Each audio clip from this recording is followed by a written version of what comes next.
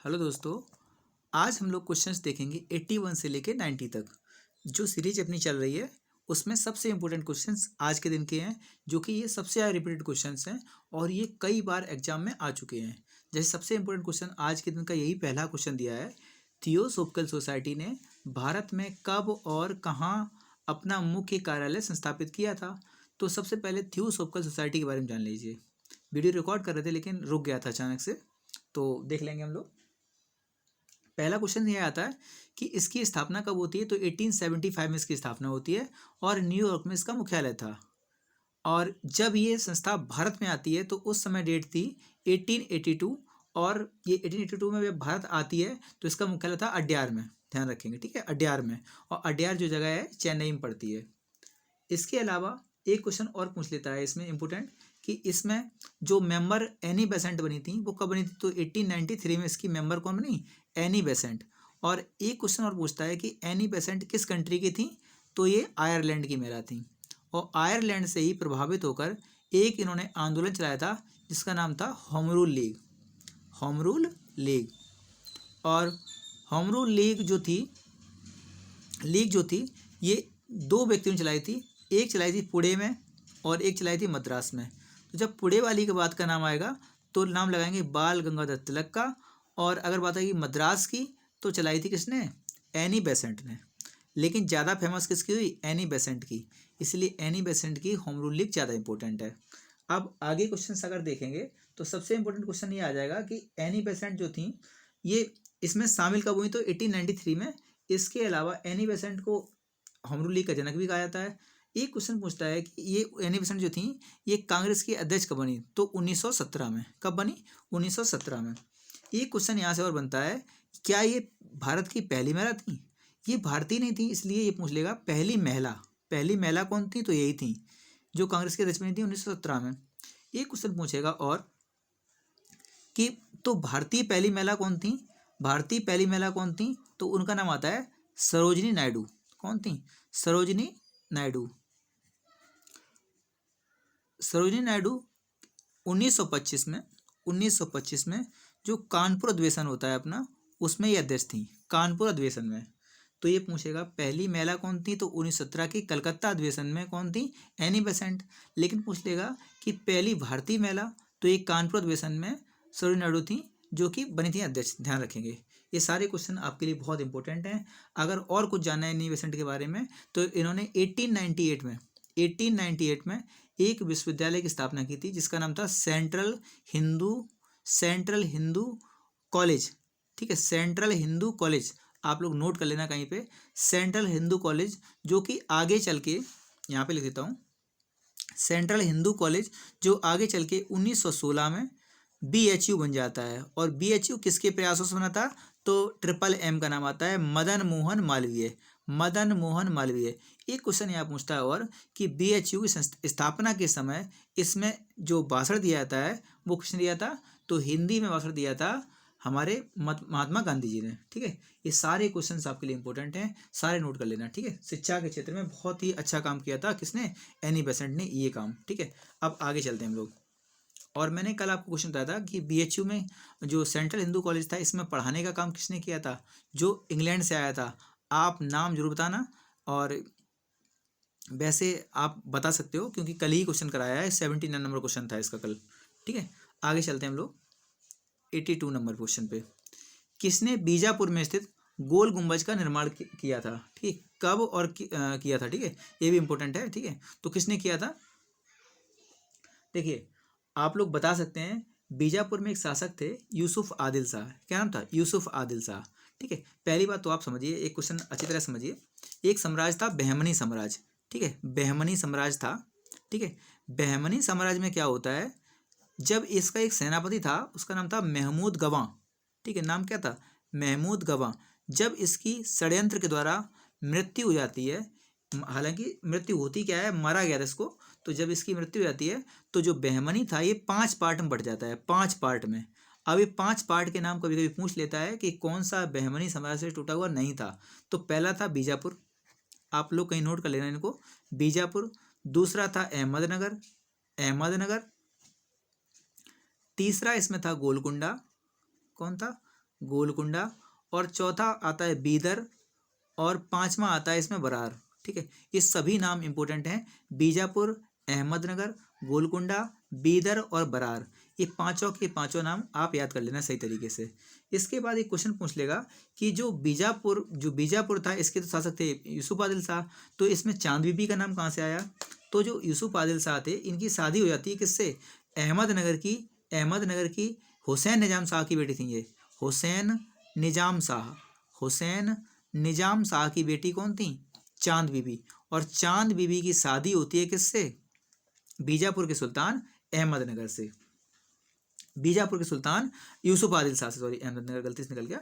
ठीक है, यूसुफ आदिल शाह से शादी हो जाती है। इसके बाद ये अगर क्वेश्चन पूछता हो रहा है कि जो बीजापुर था, इसकी वास्तविक सुल्तान कौन बनी थी, वास्तविक शासिका कौन थी, तो चांद बीबी। इन्होंने सबसे अच्छा शासन किया, ध्यान रखेंगे इस चीज़ को। ठीक है, अब हम लोग आगे बढ़ेंगे, इतने क्वेश्चन रखेंगे।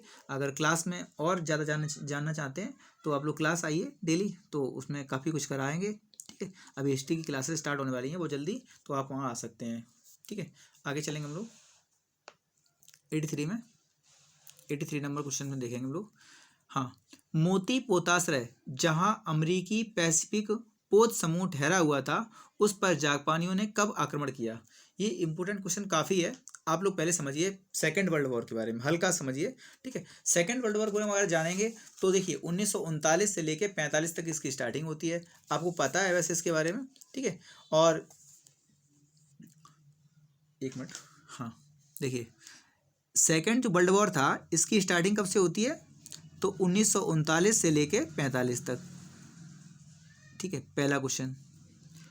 अब आप इसमें बता सकते हैं कि कितनी कंट्री ने इसमें पार्टिसिपेट किया था। हमने आपको बताया भी है, आप लोग कमेंट में जरूर बताना कि इसमें कितनी कंट्री ने पार्टिसिपेट किया था। ठीक है, आप लाइव में कमेंट करें ना करें, लेकिन बाद में इन क्वेश्चंस का आंसर बता सकते हैं। ठीक है, मैटर ये करता है कि मैं बाद के लिए पूछता हूँ। ठीक है, जो लाइव चल रही होती है उसमें नहीं पूछता हूँ, इसमें आप चाहें तो बता सकते हैं, लेकिन आप कमेंट करेंगे तो ज़्यादा अच्छा लगेगा। ठीक है, अब आगे चलेंगे हम लोग। देखिए समझिए, पहली बात तो ये समझिए कि जो सेकेंड वर्ल्ड वॉर था, इसमें स्टार्टिंग कैसे हुई? तो जर्मनी ने सबसे पहले पोलैंड पे आक्रमण कर दिया। पूछ लेगा तात्कालिक कारण क्या था कि जर्मनी ने क्या किया? पोलैंड पे आक्रमण कर दिया। और जर्मनी ने जैसे ही पोलैंड पे आक्रमण किया तो इधर से इंग्लैंड था, और दो कंट्रियां थी, इंग्लैंड और एक कंट्री का नाम क्या आता है, हाँ एक मिनट, हाँ इंग्लैंड और फ्रांस, दो कंट्री रहती हैं, इंग्लैंड और फ्रांस। ठीक है, ये कंट्रियां दोनों क्या करती हैं? जर्मनी के खिलाफ लड़ने के लिए तैयार हो जाती हैं, मात्र 4 दिन बाद। इसके बाद क्या होता है? इधर से इटली, जो मुसोलिनी का था, इटली, जर्मनी और एक कंट्री और होती है, जो तीनों को मिलकर समर्थन दे देते हैं किसको? जर्मनी को। तो जर्मनी इससे मजबूत हो जाता है, और जर्मनी धीरे धीरे पूरे पूरे साम्राज्य में कब्जा कर लेता है। और बाद में जर्मनी जब बारबोसा घटना होती है, एक ध्यान रखना, बारबोसा घटना होती है, जर्मनी लगभग पूरे यूरोप का कब्जा कर लेता है। और जर्मनी पूरे यूरोप पे कब्जा करने के बाद जब रसिया से एक ट्रीटी तोड़ता है, उसी ट्रीटी की घटना को बोलते हैं बारबोसा की घटना। कभी पढ़ाएंगे अच्छी तरह से इसको, बारबोसा घटना को, बहुत अच्छी कहानी है इसकी। ठीक है, सबसे पहले जर्मनी और रसिया की दोस्ती होती है, और जर्मनी बाद में, हिटलर की यही गलती थी कि जर्मनी लास्ट में जाके रसिया पे ही आक्रमण कर देता जाके। तो ठीक है, और लेकिन रसिया के जो लोग थे ठंड में बचने के लिए माहिर थे वहाँ पे, और जर्मनी की सेना जो है यहाँ लड़ने के लिए माहिर नहीं थी। ज़्यादा सेना होने के बावजूद भी यहाँ जर्मनी हार जाता है, और इसी घटना को कहा गया बारबोसा की घटना। ठीक है, बारबोसा की घटना इसी को कहा गया। अब हम लोग आगे बढ़ेंगे। तो जर्मनी ने पोलैंड पर आक्रमण कर दिया और लगभग कब्जा कर लिया। तो जब जापान था वो इन्हीं की तरफ से था, किसकी तरफ से? इंग्लैंड और फ्रांस की तरफ से। तो जापान बराबर कंटिन्यू कब्जा करे जा रहा था, तो उधर से अमेरिका ने भी अपने युद्धपोत लगा दिए। जब अमेरिका जापान के सारे द्वीप लगभग कब्जा लिए उसने, अमेरिका ने, तो जापान ने गुस्सा के उसका एक जगह थी पर्ल हार्बर, जिस पे आक्रमण कर दिया, पर्ल हार्बर। और ये इसका युद्ध का सामान जहाँ रखा जाता है, या फिर कह सकते हैं जहाँ पे इनके हवाई जहाज खड़े होते हैं, वहीं पर आक्रमण कर दिया।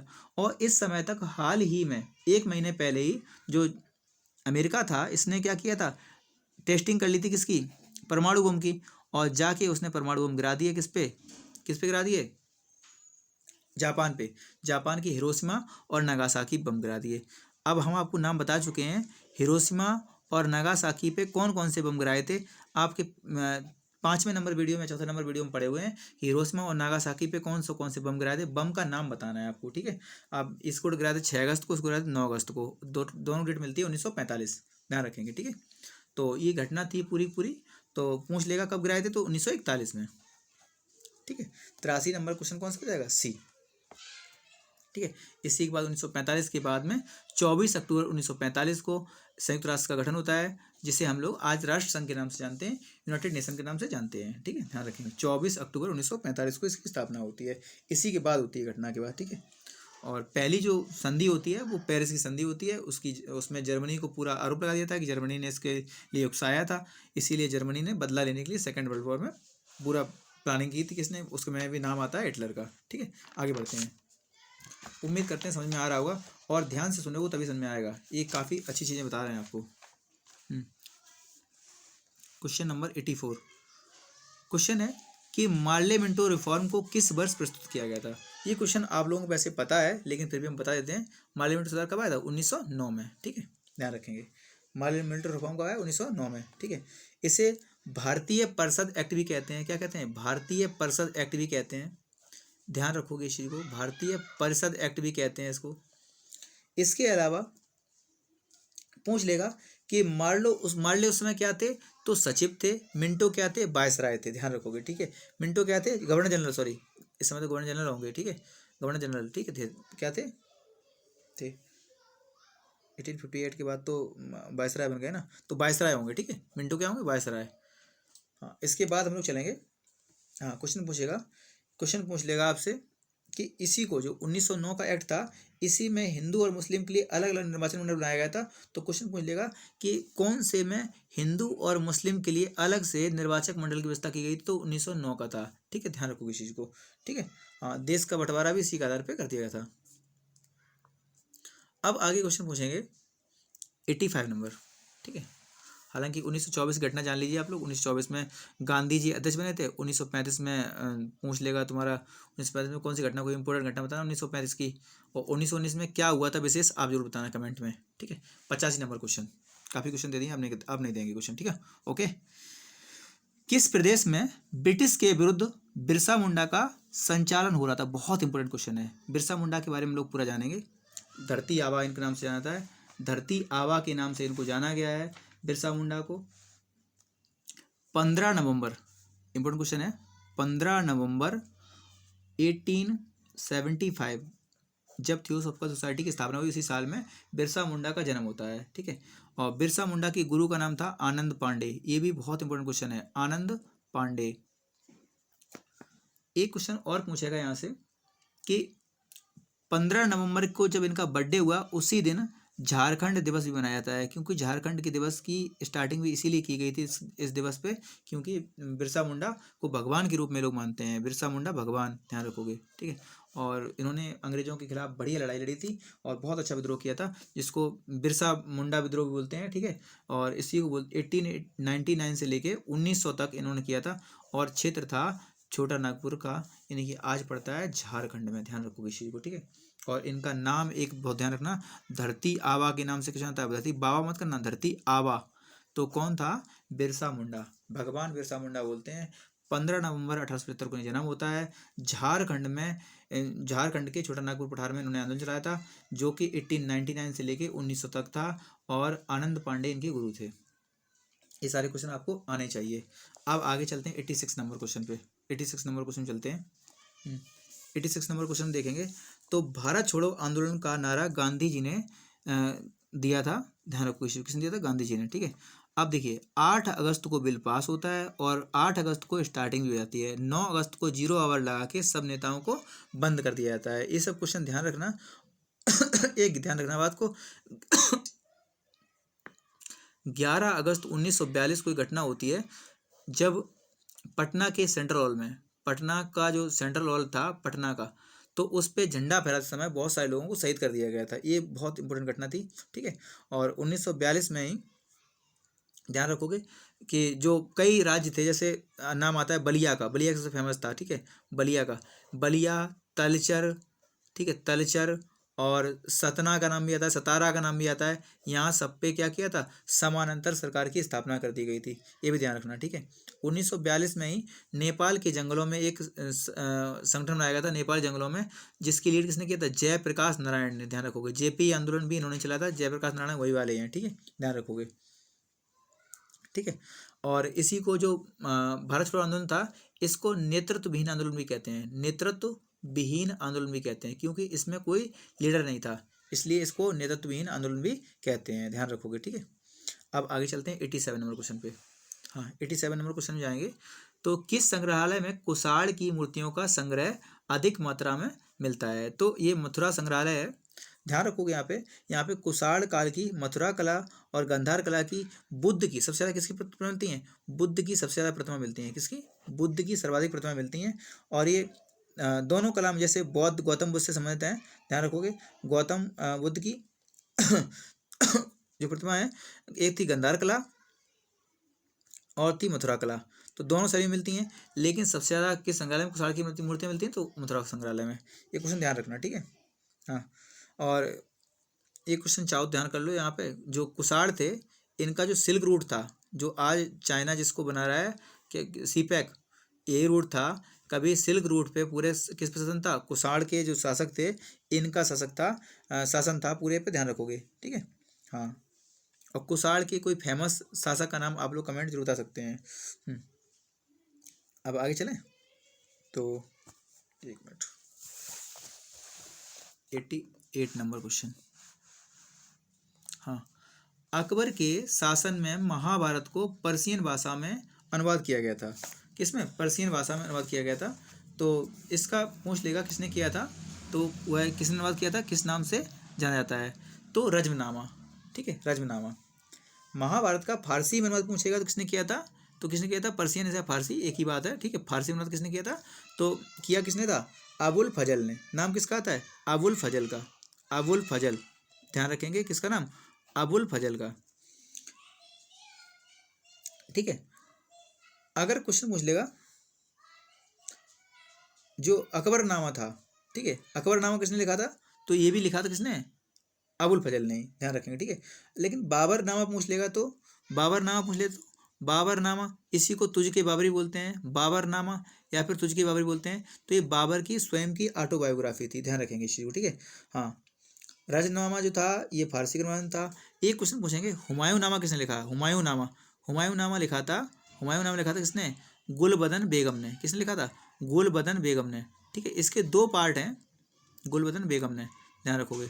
हाँ, मुगल अपनी बेटियों की शादी नहीं किया करते थे, क्योंकि उनको डर लगता था कोई आएगा तो कहीं कब्जा ना ले, इसलिए डर लगता था इनको, ठीक है। हुमायूं नामा जो लिखी थी गुलबदन बेगम ने।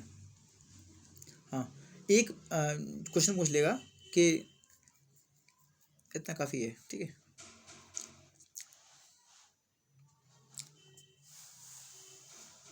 आगे चलते हैं। एक क्वेश्चन यहाँ पूछ लेगा और तुमसे, जैसे इंपॉर्टेंट है क्वेश्चन, वो पूछ लेगा कि जो भगवत गीता का फारसी में अनुवाद किसने किया था, भगवत गीता में, भगवत गीता जो थी, भगवत गीता का फारसी में अनुवाद किसने किया था, तो दारा सिको ने, नाम याद रखेंगे, औरंगजेब का बेटा था दारा सिको, जिसने किया था, ठीक है। दारा सिको बहुत ही उदार शासक था, और ये राजा बनता तो शायद इंडिया का स्ट्रक्चर कुछ चेंज होता, ठीक है। आगे चलते हैं हम लोग 89 में। बंगाल के बंटवारे के किस ब्रिटिश वायसराय का संबंध है, बंगाल के बंटवारे से किस वायसराय का संबंध है। बंगाल आपको पता है कौन था, लॉर्ड कर्जन, कौन था, लॉर्ड कर्जन, ठीक है। बंगाल विभाजन की घोषणा होती है 20 जुलाई 1905 को, ठीक है, 20 जुलाई 1905 को, ठीक है। कहीं कहीं तुम्हें 19 जुलाई मिल जाए तो वो भी सही मानना, गलत मत मानना, ठीक है। हाँ, क्योंकि ये थोड़ा रहता है कॉन्ट्रडिक्शन, ठीक है। और इसी के लिए 7 अगस्त को लोग इकट्ठे होते हैं टाउन हॉल में, कहाँ पे, कलकत्ता के टाउन हॉल में इकट्ठे होते हैं, और यहीं से स्वदेशी आंदोलन की स्टार्टिंग की जाती है, और विदेशी बच्चों की होली भी जलाई जाती है यहीं पे। और इसके बाद आप ध्यान रखेंगे कि राखी दिवस भी मनाया जाता है, ठीक है। और लास्ट में 16 अक्टूबर अंतिम डेट थी, 16 अक्टूबर को बंगाल का विभाजन कर दिया जाता है, ठीक है, बंगाल का विभाजन कर दिया जाता है। एक क्वेश्चन यहाँ से पूछेंगे कि यहाँ पे जो रक्षाबंधन का त्यौहार मनाया था, ये किसके नेतृत्व में मनाया गया था, तो इसमें थे रविन्द्रनाथ टैगोर कह लो या फिर रविन्द्रनाथ ठाकुर कह लो, एक ही बात है, ठीक है। दोनों क्वेश्चन एक ही मिलेंगे, ठीक है। ये यहाँ पे जो है इसमें कुल मिला के ये था कि इनकी जो मेनली था कि रक्षाबंधन मनाया इसलिए गया था ताकि जो है हिंदू मुस्लिम की एकता को, जो है हिंदू मुस्लिम की जो एकता थी इसको बरकरार रखा जा सके कि आप हमको बांधिए, ये इनको बांधे, तो इसीलिए रक्षाबंधन के दिवस के रूप में भी इसको मनाया गया। ठीक है। एक क्वेश्चन ध्यान रखेंगे, इसमें आ जाते हैं 19 नंबर क्वेश्चन देखेंगे, बहुत इंपॉर्टेंट क्वेश्चन है ये। निम्नलिखित में से किस तोमर शासक को दिल्ली शहर को स्थापित करने का श्रेय जाता है? ये आपको वैसे क्वेश्चन आता है, अनंगपाल तोमर थे और ये नाना थे किसके, पृथ्वीराज चौहान के। ये भी इंपॉर्टेंट क्वेश्चन है। ठीक है, अब देखिए क्वेश्चन समझिए। अनंगपाल तोमर ने दिल्ली की स्थापना की कब थी? तो तो ये बहुत समय काफ़ी लगेगा इसमें, 700 नहीं सॉरी 1191 इसके पहले रहा हुआ है, यानी कि 1000 समथिंग में की थी। ठीक है, इसकी डेट एग्जैक्ट मेरे को याद नहीं है, हम बाद में देख के बता देंगे आपको। ठीक है, मेरे को याद नहीं आ रही है। हाँ, एक क्वेश्चन पूछेगा, दिल्ली वाली राजधानी बनी कब थी? तो 1912 में। ये मोस्ट इंपोर्टेंट क्वेश्चन आ जाता है। 1912 में दिल्ली की राजधानी बन गई थी, क्योंकि 1911 में ऐलान किया था और 1912 में बन गई थी। ये ध्यान रखोगे आप लोग।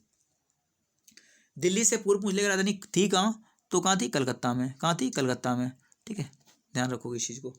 एक क्वेश्चन और पूछ लेगा दिल्ली को आगरा के स्थान पर राजधानी किसने बनाया था? ठीक है, तो नाम आता है किसका? शाहजहाँ का। ठीक है, शाहजहाँ का। ठीक है, और इसने ही दिल्ली वाला जो लाल किला है इसने ही बनवाया है, शाहजहाँ ने। ठीक है, आगरा से जो दिल्ली ट्रांसफ़र की थी राजधानी किसने की थी? तो दिल्ली किसने ट्रांसफ़र की थी? तो शाहजहाँ ने। किसने की थी? शाहजहाँ ने। ठीक है, और दिल्ली में अगर पूछ लेगा कि दिल्ली में अंतिम हिंदू शासक कौन बैठा था, तो नाम आता है, एक तो पृथ्वीराज चौहान का नाम कहीं कहीं आ जाएगा, नहीं तो हेमू लगाना, हेमू ज़्यादा सही आंसर है। ठीक है, हेमू, जिसको लास्ट विक्रमादित्य भी कहा गया, 14वां विक्रमादित्य कौन था? हेमू, जिसको कहा गया विक्रमादित्य। ध्यान रखोगे। ठीक है, और ये आदिल शाह जो थे ना, यूसुफ आदिल शाह नहीं, केवल आदिल शाह कहे गए हैं, तो उनका सेनापति था ये। बाद में स्वयं को राजा घोषित कर दिया है। और ये जो शुरुआत में पूछ लेगा कि रेवाड़ी की गलियों में, जो रेवाड़ी है ना हरियाणा में, रेवाड़ी में नमक बेचा करते थे सड़क पे। ठीक है, और ये बनिया थे, हेमू जो थे बनिया थे, और इन्होंने जो है बाद में बहुत भयंकर तरीके से, लड़ाका था वो भयंकर। जितनी लड़ाई लड़ी थी आज कभी भी एक भी सिंगल युद्ध नहीं आ रहा था किसने? हेमू ने। ध्यान रखो किसी को। ठीक है, और हेमू ने जो है जितनी लड़ाई लड़ी तो बहुत भयंकर तरीके से लड़ाई लड़ी सबके सब। ठीक है, इसीलिए इन्हें देव चंद्रगुप्त कहा गया है। ठीक है, देवराज और देव चंद्रगुप्त भी कहा गया है इनको। ध्यान रखोगे। ठीक है, और यहीं क्वेश्चन रखेंगे हम लोग आज। ठीक है, और आप लोग के क्वेश्चन बता देंगे कि अनंगपाल तोमर ने दिल्ली की स्थापना कब की थी। ये क्वेश्चन हम आपको बता देंगे कमेंट में, आप लोग देख लेना, पिन कर देंगे। ठीक है, मेरे को याद नहीं आया ये क्वेश्चन। और इसके अलावा आप क्वेश्चंस को सही तरीके से एनालाइज करते जाइए। कुछ बोलने में प्रॉब्लम्स अगर हो रही हो तो आप सही तरीके से उसको सुन लीजिए ध्यान से। थोड़ा अभी इस चीज़ में प्रॉब्लम है, और थोड़ा मोबाइल भी मेरा उतना अच्छा नहीं है, और थोड़ा साउंड की प्रॉब्लम आ सकती है, क्योंकि ये जो जिससे रिकॉर्डिंग कर रहे हैं थोड़ा उतना अच्छा सेटअप नहीं है मेरा। तो अभी प्रयास करेंगे, अच्छा कर लेंगे। और प्लीज़ ज़्यादा से ज़्यादा लाइव लोग देखा करो तो अच्छा लगता है, थोड़ा सा खुशी मिलती है उस समय। ठीक है, कोशिश करना सबको शेयर कर दें, और प्लीज़ सब लोग पूरा वीडियो देखा करो। पूरा वीडियो देखोगे तो हमें अच्छा लगता है थोड़ा सा। ठीक है, थैंक यू दोस्तों।